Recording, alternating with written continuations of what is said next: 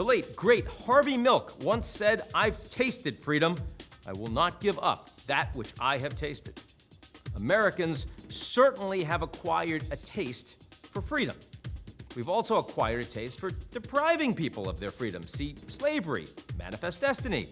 But few have expressed their love for freedom more than that patron saint of modern conservatism, President Ronald Reagan. Freedom from the government's increasing demands on the family purse. Greater freedom from state control. Too much big government and not enough freedom from it. A new era, one where freedom from violence prevailed.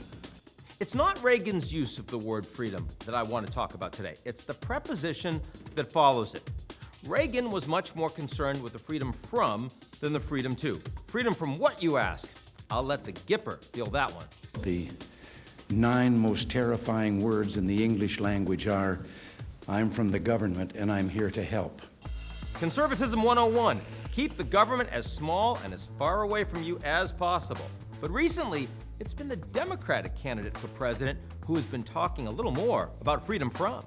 Across our nation, we have been witnessing a full-on assault on hard-won, hard-fought freedoms and fundamental rights.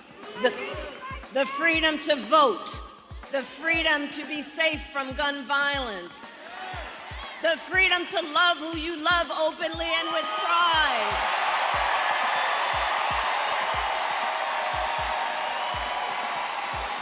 And the freedom of a woman to make decisions about her own body and not have her government tell her what to do. I'm old enough to remember when Democrats talked about how government could protect the freedom to love or the freedom to unionize.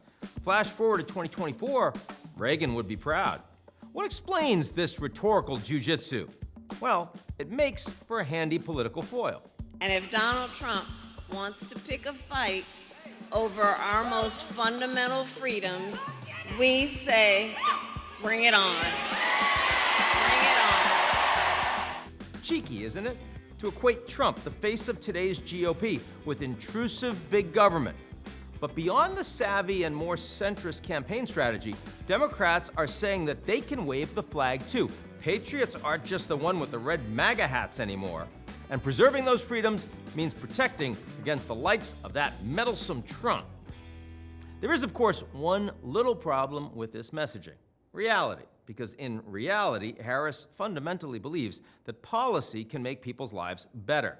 Sure, she received some criticism in her debate against Trump for being light on policy, and her campaign waited until well into September to publish an issues page on her website. But make no mistake, Kamala Harris wants to use the levers of big government to build more housing, to pass new child tax credits, to modernize education. So the question for Kamala, as well as for Donald, is if enough voters can live with those contradictions. And we'll find out when millions of them exercise their most fundamental freedom at the ballot box on November 5th.